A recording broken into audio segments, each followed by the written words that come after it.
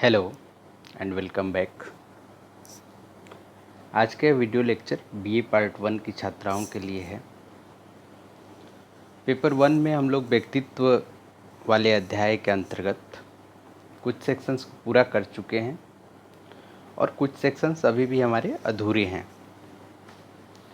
जो सेक्शंस बचे रह गए हैं उसमें से डिटर्मिनेंट्स ऑफ पर्सनालिटी यानी व्यक्तित्व के निर्धारक और व्यक्तित्व का मूल्यांकन, ये दो इम्पोर्टेंट सेक्शन हैं, भाग हैं, जिनको हम लोग पूरा करेंगे। तो आज के इस वीडियो लेक्चर का विषय है डिटर्मिनेंट्स ऑफ पर्सनालिटी और उसके अंतर्गत भी हम लोग व्यक्तित्व के जैविक निर्धारकों पर विशेष रूप से फोकस करेंगे। तो सवाल ये उठता है कि व्यक्तित्व के जैविक निर्धारक हैं कौन से, या उससे भी पहले कि व्यक्तित्व के निर्धारक जब हम कहते हैं तो उसका क्या तात्पर्य है। व्यक्तित्व के निर्धारक किसे कहेंगे, वो कौन सा एस्पेक्ट है व्यक्तित्व का या मानव व्यवहार का जिसको कि इस दायरे में हम लाएंगे। तो अगर हम व्यक्तित्व की परिभाषा को फिर से रिकॉल करें तो हम लोगों ने व्यक्तित्व की जो सर्वमान्य परिभाषा थी उसमें हम लोग कहते थे कि personality refers to unique and relatively stable qualities that characterize an individual's behaviour across different situations over a period of time. तो हम लोग कह रहे थे कि व्यक्तित्व जो है व्यक्ति के तुलनात्मक रूप से अस्थायी और अनन्य या अनोखे गुणों का ऐसा समुच्चय है जो कि व्यक्ति के व्यवहार को समय और स्थान के परे भी निर्धारित करता है। तो यह जो व्यक्तित्व है व्यक्ति का, यह बनता कैसे है, इसका आकार कैसे निर्मित होता है, कैसे शेप होता है। ये चीज जिन कारकों से, जिन फैक्टर से व्यक्ति का व्यक्तित्व निर्धारित होता है उसी को हम लोग उसके निर्धारक या डिटर्मिनेंट्स के रूप में जानते हैं। तो हम कह सकते हैं कि व्यक्ति का जो व्यक्तित्व है वह कई प्रकार के कारकों, फैक्टर्स का संयोजन या कॉम्बिनेशन का परिणाम होता है। उदाहरण के लिए देखें तो ये फिजिकल एनवायरनमेंट हो सकता है, भौतिक वातावरण हो सकता है जिस वातावरण में व्यक्ति रहता है, उसकी आनुवंशिकता, जो उसकी हेरेडिटी है, जो पेरेंट्स से उसको जेनेटिक इन्फ्लुएंसेज प्राप्त हुए हैं, पेरेंट्स एंड उसके फोरफादर्स, उसके पूर्वजों से, उसका जिस संस्कृति का वह हिस्सा है उस चीज़ का, और जिस प्रकार का पालन पोषण उस व्यक्ति को मिल रहा है, इन सभी तरह के कारकों को मिलाकर ही किसी व्यक्ति के व्यक्तित्व का निर्माण होता है और इन्हीं कारकों को हम व्यक्तित्व के निर्धारक की संज्ञा देते हैं। व्यक्तित्व के जो निर्धारक हैं उनको मुख्य तौर पे दो भागों में हम बांट सकते हैं। पहला है बायोजेनिक डिटर्मिनेंट्स, जिनको कि हम जैविक निर्धारक कहते हैं, और ये हमारे बायोलॉजी से, मानव के बायोलॉजी से जुड़े हुए होंगे। दूसरे प्रकार के निर्धारक हैं सामाजिक निर्धारक या सोशियोजेनिक डिटर्मिनेंट्स। सोशियोजेनिक डिटर्मिनेंट्स सामाजिक निर्धारक कहते हैं इनको, और ये हमारे यानी किसी भी व्यक्ति के सोशल लाइफ से जुड़े हुए होते हैं। आज के इस लेक्चर में हम लोग जिस पे बात करने वाले हैं, जिस टॉपिक पर, वह है बायोजेनिक डिटर्मिनेंट्स ऑफ पर्सनालिटी यानी व्यक्तित्व का जैविक निर्धारक। जैविक निर्धारक अभी जैसा कि मैंने बताया कि इसका संबंध हमारी बायोलॉजी से है। कहने का तात्पर्य यह कि जैविक निर्धारकों का संबंध व्यक्ति के आनुवंशिकता या उसकी जैविक प्रक्रियाओं से होता है, और इनको अगर हम अलग अलग भागों में बांटकर अध्ययन करना चाहें तो निम्न रूपेण हम इनका अध्ययन कर सकते हैं। सबसे पहला जो जैविक निर्धारक है वह है व्यक्ति का physique and physical health. Hindi में कहें तो व्यक्ति की शारीरिक संरचना तथा शारीरिक स्वास्थ्य। शारीरिक संरचना से क्या मतलब है, हमारा क्या आशय है? शारीरिक संरचना का तात्पर्य होता है कि व्यक्ति की शारीरिक बनावट कैसी है। शारीरिक बनावट में उसका कद, यानी जिसको हाइट, ऊंचाई कहते हैं हम, उसका रंग कैसा है, उसका शारीरिक गठन कैसा है, इन सभी चीज़ों से मिलाकर किसी व्यक्ति के शारीरिक संरचना का निर्माण होता है। शारीरिक संरचना को एक तरह से हम व्यक्ति के बाह्य रूप के रूप में देख सकते हैं, यानी व्यक्ति का कैसा बाह्य रूप है उससे भी उसका भी प्रभाव उसके व्यक्तित्व के निर्माण पर पड़ता है। उदाहरण के लिए देखें तो कोई व्यक्ति हाइट में लंबा हो सकता है, कोई थोड़ा छोटा रह सकता है। शारीरिक गठन के हिसाब से देखें तो कुछ लोग मोटे हो सकते हैं, कुछ पतले हो सकते हैं। शारीरिक रंग की बात करें तो वहीं कुछ लोग गौर वर्ण के हो सकते हैं, कुछ श्यामल वर्ण या सांवले रंग के हो सकते हैं। और इन सभी बातों का प्रभाव जब कोई और व्यक्ति उस व्यक्ति के बारे में सोचता है तो उसके मन पर पड़ता है। यानी जब हम किसी व्यक्ति के बारे में विचार बना रहे होते हैं, जज कर रहे होते हैं या निर्णय ले रहे होते हैं, तो उस समय हो सकता है कि हमारे मन में उस व्यक्ति के शारीरिक संरचना का भी प्रभाव पड़े।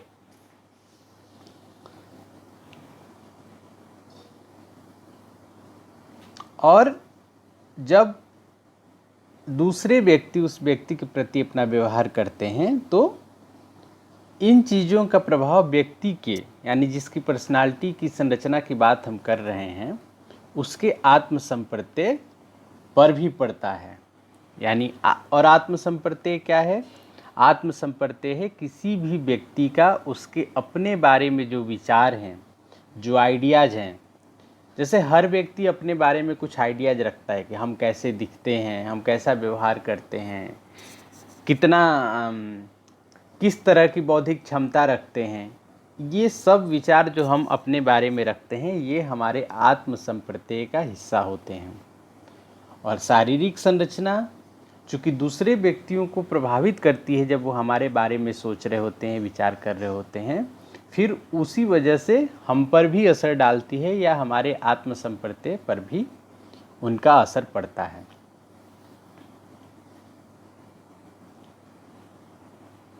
हमारी शारीरिक संरचना के आधार पर हमारा प्रभाव दूसरों पर किस रूप में पड़ेगा?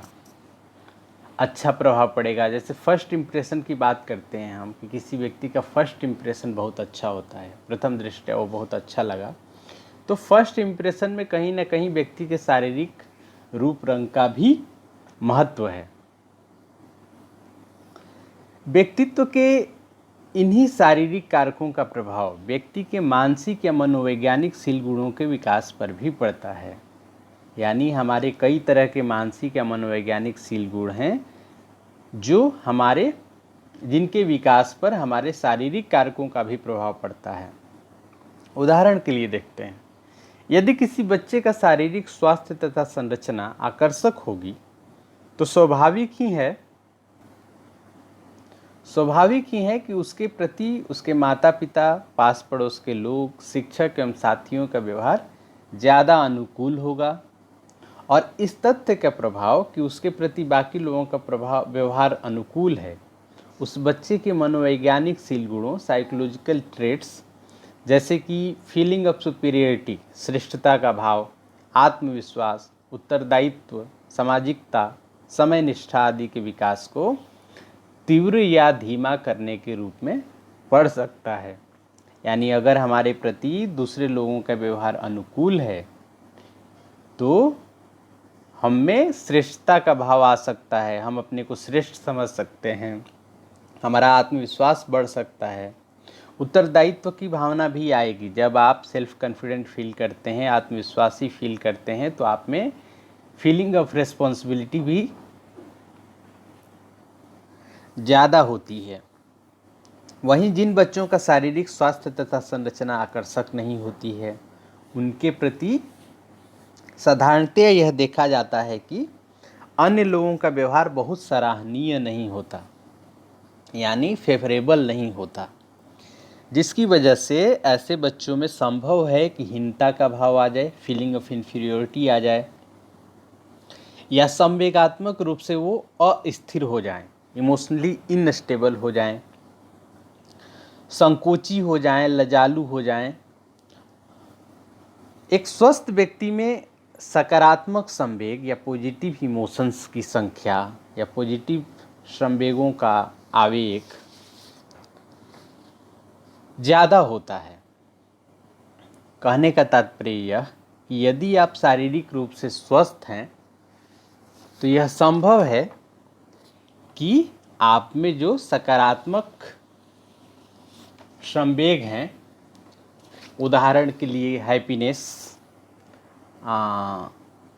आशा और इस तरह के जो सकारात्मक इमोशंस हैं वो आप में ज़्यादा होंगे। वहीं अगर आप शारीरिक रूप से अस्वस्थ रहते हैं तो आप में नकारात्मक संवेग जैसे कि क्रोध, लज्जा या दूसरों को नुकसान पहुंचाने की भावना या इरिटेबिलिटी, चिड़चिड़ापन, इस तरह की चीज़ें आप में ज़्यादा देखने को मिल सकती हैं।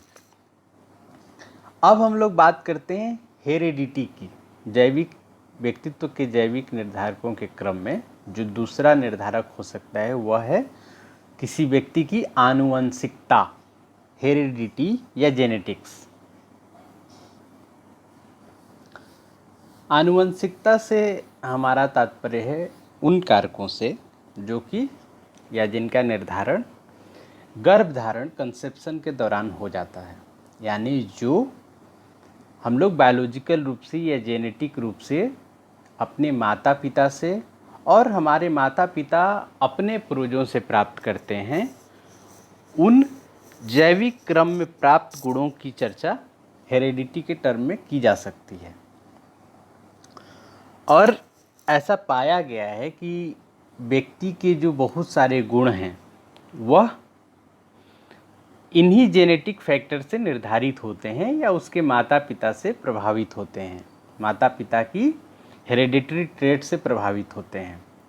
जैसे सामान्य तौर पर भी हम लोग देखते हैं कि किसी बच्चे का शारीरिक गठन या उसके चेहरे का आकर्षण, उसका लिंग, चित्त प्रवृत्ति या टेम्परामेंट, मांसपेशियों की संरचना, रिफ्लेक्सेज, ऊर्जा स्तर और जैविक गतियाँ, ये सब ऐसी विशेषताएं हैं जो कि व्यक्ति को अपने माता पिता से वंशानुगत रूप से प्राप्त होती हैं। वंशानुगत गुणों का निर्धारण व्यक्ति के क्रोमोजोम्स, जो गुणसूत्र होते हैं व्यक्ति के अंदर, व्यक्ति के सेल के अंदर, तो वंशानुगत गुणों का निर्धारण व्यक्ति के इन्हीं क्रोमोजोम्स में स्थित जीनों के मोलेकुलर स्ट्रक्चर से होता है। हेरेडिटी का जो शारीरिक लक्षणों पर प्रभाव है वह तो है ही कि आप कैसे दिखते हैं, किस तरह का आपका शरीर होता है, और ये सब चीज़ें आपके पेरेंट्स के गुणों से भी प्रभावित होती हैं। पर सबसे ज़्यादा प्रभाव जिस चीज़ पर पड़ता है वह है हमारा टेम्परामेंट, जिसको हम लोग हिंदी में चित्त प्रवृत्ति कहते हैं। टेम्परामेंट के बारे में पढ़ते समय हमने पहले ही बताया था कि टेम्परामेंट जो है वह ऐसे गुणों का समूह है जो कि व्यक्ति अपने जन्म से ही लेकर पैदा होता है, यानी उसके जन्म के साथ ही उसके जो स्वभाव बन जाते हैं, जो चित्त प्रवृत्ति बन जाती है, उसको हम टेम्परामेंट कहते हैं। और इस टेम्परामेंट पर जेनेटिक फैक्टर्स का बहुत ज़्यादा प्रभाव पड़ता है। व्यक्ति के व्यक्तित्व पर जेनेटिक फैक्टर्स का किस तरह से प्रभाव पड़ता है, इसके लिए मनोवैज्ञानिक दो तरह के अध्ययन करते हैं। पहला तो कि जुड़वा बच्चों पर किया जाने वाला अध्ययन, जहाँ पर ये पाया जाता है कि मोनोजाइगोटिक ट्विंस, जिनको कि हम लोग आइडेंटिकल ट्विंस कहते हैं, जहाँ एक ही जाइगोट से दो बच्चों का निर्माण होता है, और डाई जाइगोटिक या दो जाइगोट से अलग अलग जो जुड़वा बच्चे पैदा होते हैं, जिनको कि डाई जाइगोटिक कहते हैं, इन दोनों में तुलना करने पर पाया गया है कि चूंकि मोनोजाइगोटिक ट्विंस में जेनेटिक मटेरियल जो शेयर होता है वो 100% होता है, क्योंकि एक ही जाइगोट से दो बच्चे बन रहे हैं, तो उनका जेनेटिक मटेरियल जो है काफ़ी समान या 100% सिमिलर होता है। वहीं डाईजाइगोटिक ट्विंस में जेनेटिक मटेरियल्स का शेयर 50% हुआ। तो इन दोनों में तुलना करने पर पाया गया कि मोनोजाइगोटिक बच्चों के गुणों में ज़्यादा सिमिलैरिटी पाई जाती है, उनके ट्रेट्स में ज़्यादा सिमिलैरिटी या समानता पाई जाती है। और इन अध्ययनों ने यह बात प्रमाणित की कि ऐसा इसलिए हो रहा है, यानी मोनोजाइगोटिक ट्विंस के बच्चों में आपस में पर्सनालिटी ट्रेट्स ज़्यादा सिमिलर इसलिए हो रहे हैं क्योंकि उनका जेनेटिक मटेरियल ज़्यादा समान है। वहीं जो एडॉप्शन स्टडीज हैं, जो बच्चों को गोद लेने वाला अध्ययन है, उसमें यह देखा गया कि एक ही पेरेंट्स ने दो अलग अलग बच्चों को गोद लिया, तो और उनका कंपैरिजन किया गया उनके माता पिता से कि किस तरह के माता पिता के वे बच्चे थे, उनके जेनेटिक मटेरियल्स कैसे थे। अगर सिर्फ एनवायरमेंटल फैक्टर्स का प्रभाव व्यक्ति के व्यक्तित्व पर पड़ता, उसके पालन पोषण का, तो होना यह चाहिए था कि जब किसी एक पेरेंट्स ने दो अलग अलग जेनेटिक मटेरियल वाले बच्चों को गोद लिया तो उनके गुणों में समानता पाई जाए। परंतु देखा गया कि यह पर्यावरणीय कारकों का प्रभाव तो पड़ता ही है, साथ ही जिस तरह के जेनेटिक मटेरियल्स वो बच्चे पैदा हुए हैं, यानी उनके माता पिता के जो गुण हैं, वो गुण भी इन बच्चों में विद्यमान पाए गए। और इन दोनों ही कारकों से, इन दोनों ही अध्ययनों से यह पाया गया कि जेनेटिक फैक्टर्स या हेरिडिटी का प्रभाव भी व्यक्ति के व्यक्तित्व पर पड़ता है। अब जैविक कारकों के अंतर्गत तीसरे कारक पर बात करते हैं, ब्रेन या हमारे मस्तिष्क का। चूँकि मानव एक संज्ञानात्मक एंटिटी है, यानी वो उसमें सोचने समझने की क्षमता है, और यह सोचने समझने का जो जितना ज़्यादा कार्य है वह हमारे ब्रेन से निर्धारित होता है, तो स्वाभाविक ही है कि वो हमारे व्यक्तित्व पर भी इस ब्रेन का इन्फ्लुएंस हो, ब्रेन का प्रभाव पड़े। ऐसा देखा गया है कि जिन व्यक्तियों का मस्तिष्क अधिक विकसित होता है, उनकी संज्ञानात्मक क्षमता भी अधिक होती है, यानी उनमें सोचने समझने की क्षमता अधिक होती है, समस्याओं का समाधान ढूंढने की क्षमता अधिक होती है, जिस वजह से उनमें अपने वातावरण के साथ समायोजन करने की क्षमता भी अधिक होती है। परिस्थितियों के साथ उनका यह बेहतर समायोजन दूसरे लोगों को इनके प्रति अनुकूल मनोवृत्ति बनाने में मददगार होता है। इसके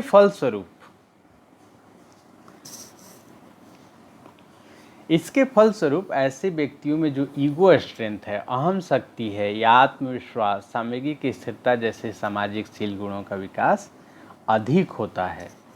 वहीं जिन व्यक्तियों का मस्तिष्क कम विकसित होता है, तो वातावरण के साथ समायोजन करने में भी उनकी क्षमता में कमी आ जाती है, जिसकी वजह से दूसरे लोग भी उनके प्रति अनुकूल मनोदशा नहीं रखते हैं, और प्रकारांतर में आगे चलकर ऐसे व्यक्तियों में आत्मविश्वास की कमी, अहम शक्ति की कमी और सामवेगिक अस्थिरता जैसे लक्षण दिखाई पड़ते हैं।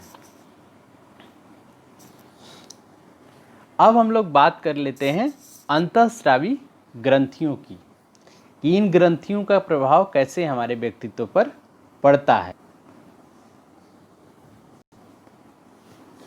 मनुष्य के शरीर में प्रधानतः दो तरह की ग्रंथियां या ग्लैंड्स पाए जाते हैं, जिनके द्वारा रासायनिक पदार्थों का स्राव होते रहता है, और इन रसायनों का प्रभाव हमारे व्यवहार पर बहुत ही प्रमुखता से पड़ता है। तो मानव शरीर में पाए जाने वाले जो ग्लैंड्स हैं या ग्रंथियां हैं, वो मुख्यतः दो तरह की होती हैं, एक्सोक्राइन और एंडोक्राइन। एक्सोक्राइन को बोलते हैं हम लोग बहिर्स्रावी, और एंडोक्राइन ग्लैंड्स को बोलते हैं अंतःस्रावी ग्रंथियां। जो बहिस्रावी ग्रंथि हैं, एक्सोक्राइन ग्रंथि हैं, वो डक्ट ग्लैंड भी उनको बोलते हैं। वो नाली के माध्यम से अपना जो स्राव है वो टारगेटेड जगह पर छोड़ते हैं।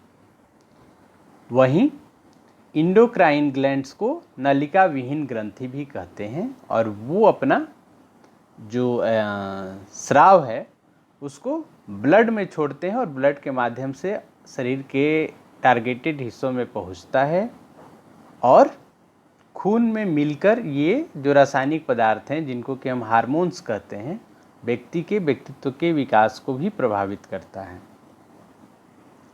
तो हम एक एक करके देखेंगे कि ये अंतःस्रावी ग्रंथियां कौन सी हैं जिनके स्राव या रासायनिक जिनके स्राव को हम हार्मोन्स कह रहे हैं, वो कौन से हार्मोन्स हैं जो कि हमारे व्यक्तित्व को ज़्यादा प्रभावित कर रहे हैं। तो सबसे पहले बात करते हैं पिट्यूटरी ग्लैंड या पीयूष ग्रंथि की। यह ग्रंथि जो है छोटी होती है, हमारे मस्तिष्क में अवस्थित होती है और इस ग्लैंड से जो हार्मोन निकलता है उसको सोमैटोट्रोपिन या ग्रोथ हार्मोन्स, वृद्धि हार्मोन भी कहते हैं।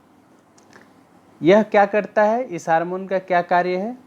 यदि इस हार्मोन का स्राव यानी इस वृद्धि हार्मोन का स्राव ज़्यादा होता है तो व्यक्ति की शरीर की लंबाई अधिक होती है। वहीं यदि इस हार्मोन की का स्राव कम हो तो व्यक्ति बौना रह जाता है।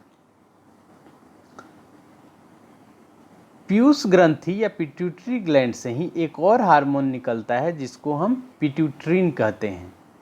इसका क्या कार्य है? इसका कार्य है मानव शरीर में रक्तचाप को, ब्लड प्रेशर को बनाए रखना। साथ ही जो इनवॉलंटरी मसल्स हैं या जिनको स्मूथ मसल्स कहते हैं उनको भी एक्टिव रखना। बेसिकली ये स्मूथ मसल्स हमारे जैसे जो इनवॉलंटरी ऑर्गन्स हैं, हार्ट है हमारा, उसको कंट्रोल करने में इनकी भूमिका होती है। किडनी है, किडनी भी हमारे वश में नहीं है, वो इनवॉलंटरी रूप से कार्य करता है, तो उसको भी कंट्रोल करने में इसी पिट्यूटरिन हार्मोन की विशिष्ट भूमिका होती है। तो पिट्यूटरी ग्लैंड इन दो हार्मोनों के माध्यम से तो हमारे शरीर के विभिन्न व्यवहारों को प्रभावित करता ही है, साथ ही इसे हम मास्टर ग्लैंड कहते हैं और यह बाकी जो अन्य ग्रंथियां हैं जैसे कि एड्रीनल ग्रंथि, थायराइड या सेक्स ग्लैंड्स, उन पर भी अपना नियंत्रण रखता है। इसीलिए इस पिट्यूटरी ग्लैंड को हम मास्टर ग्रंथि कहते हैं। अब दूसरा देख लेते हैं हम लोग, एड्रीनल ग्लैंड कैसे काम करता है और उसका हमारे व्यक्तित्व पर क्या प्रभाव पड़ता है। एड्रीनल ग्लैंड जो है वह किडनी के ऊपर अवस्थित होता है और इस ग्लैंड से निकलता है हार्मोन कार्टिन। कार्टिन क्या करता है? कार्टिन कार्बोहाइड्रेट, नमक एवं हमारे शरीर के मेटाबॉलिज्म को नियंत्रण करता है।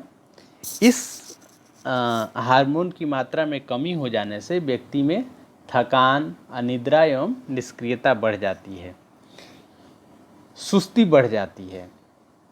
वहीं एड्रिनल ग्लैंड से एक और एड्रेनलिन नामक हार्मोन का भी स्राव होता है और यह एड्रेनलिन क्या करता है? यह व्यक्ति की सांवेगिक स्थिति को नियंत्रित करता है। यह हमें अगर कोई ऐसी परिस्थिति उत्पन्न होती है जो अचानक उत्पन्न हो जाए तो उसके लिए भी हमारे शरीर को तैयार करता है। जैसे अचानक कोई हमारे सामने कोई खतरा आ जाए तो हमारे दिल की धड़कन बढ़ जाती है, हमारा खून तेज़ी से दौड़ने लगता है। ये सब कार्य इसी एड्रेनलिन नामक हार्मोन से होते हैं। तीसरे आते हैं हम लोग थायराइड ग्लैंड पर। थायराइड ग्लैंड को हिंदी में कंठ ग्रंथि भी कहते हैं। यह ग्रंथि कंठ के पास अवस्थित होती है और इससे जो मुख्य हार्मोन है वह है थायरोक्सिन। इसी का स्राव होते रहता है। अगर बचपन में थायरोक्सिन की यानी जो थायराइड ग्लैंड से हार्मोन निकलता है थायरोक्सिन, उसकी कमी हो जाए तो बौनापन संभव है कि बच्चा बौना रह जाए। वहीं यदि बड़े व्यक्तियों में इस हार्मोन की कमी हो जाए तो उनमें मेटाबॉलिज्म की दर, उपापचय की दर कम हो जाती है, जिससे व्यक्ति में हृदय की गति, श्वसन गति, रक्तचाप आदि भी कम हो जाते हैं। और यदि ज़्यादा हो जाए तो व्यक्ति में ज़्यादा सक्रियता व चिड़चिड़ापन आदि का गुण देखने को मिलेगा। चौथा है पैंक्रियाज। यह आमाशय के नीचे स्थित होता है और इससे जो सबसे प्रधान हार्मोन है वह है इंसुलिन। इंसुलिन का स्राव करता है। इंसुलिन क्या करता है? रक्त में चीनी की मात्रा को नियंत्रित करता है। जब किसी व्यक्ति में इंसुलिन का स्राव ज़्यादा होता है तो रक्त में चीनी की मात्रा ज़रूरत से कम हो जाती है, जिससे व्यक्ति चिंतित नज़र आता है। व्यक्ति में भ्रम, विभ्रम ये सब अधिक दिखाई पड़ने लगते हैं। वहीं यदि इंसुलिन की मात्रा कम हो जाए तो शरीर में चीनी की मात्रा या खून में चीनी की मात्रा ज़रूरत से ज़्यादा हो जाएगी और ऐसी परिस्थिति को हम लोग डायबिटीज़ या मधुमेह नामक रोग से जानते हैं।